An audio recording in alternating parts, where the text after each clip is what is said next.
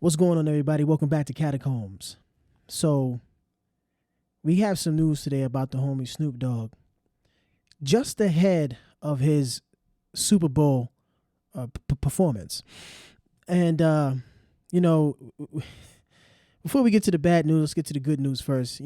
Apparently he's the new owner of Death Row Records, which is wild because that's what catapulted his career in the first place back in the early 90s, which I'm pretty sure anybody who's listening to this right now knows.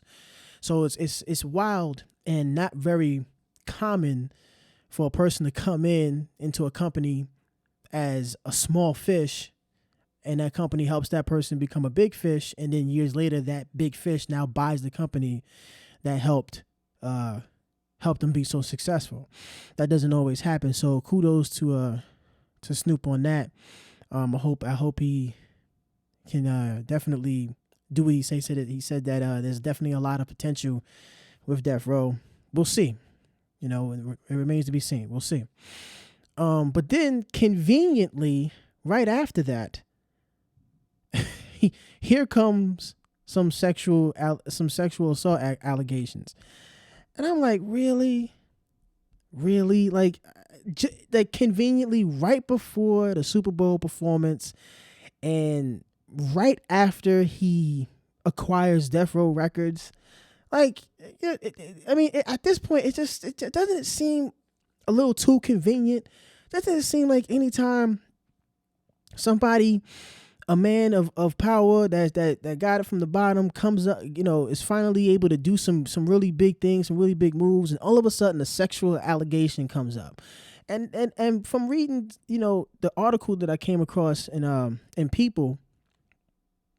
people.com, this supposedly happened back in 2013. And I'm like, we had the Me Too movement started back 2015, maybe a little earlier than that. So we've been having, maybe not actually, I know for me personally, really paying attention to the whole Me Too movement was like in 2017, 2018, I think, for me. And you mean to tell me that at the height of the Me Too movement and believe all women, and anything, a woman can just say whatever and you lose your deals, hell, you're going to jail. Come on. Like, you know what I'm saying? Like, so you didn't say anything, and it's always, well, he's a powerful man, and I feared for my, my job security and things like that. Now let's go ahead and acknowledge that, yes, does that happen? Absolutely. It happens. That's what, the casting couch comes from. You know what I mean? It's like that kind of stuff does happen, but like, I just don't understand, especially in this day, and especially at the height of Me Too a few years back, you didn't say anything then. You know what I'm saying? Like, they was itching for people to come forward. Like, if you was going to come forward, it would have been then, in my eyes. Now, especially with so many women out there who lie or, over exaggerate some events or circumstances. I mean, I'm having a hard time buying this. After reading an article with her story, it's like, it just, some of this stuff just seems a little fantastical. Like, she was asked to be driven home, and then she fell asleep in the car, woke up. She's at some dude's house. She gets in here. He forces oral sex on her, and then he takes her to Snoop's studio session, and Snoop does the same to her.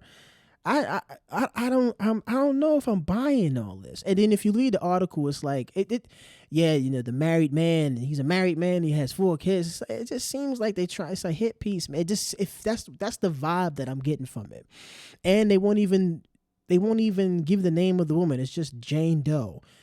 And I'm like, okay, well, what? I don't get it. Like, I just don't get it. You wait, and what is the deal with waiting like 10 years down the line to say something?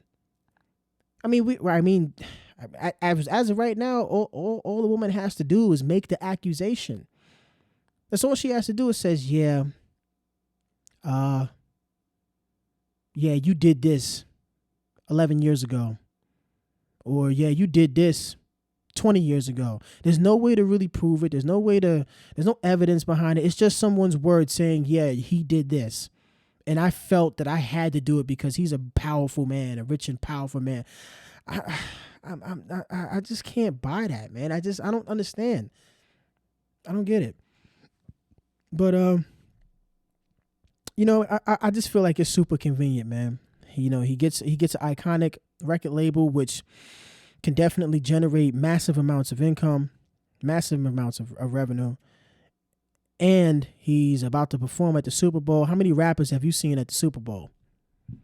You know what I'm saying? How many? Not. I mean, I ain't see that many.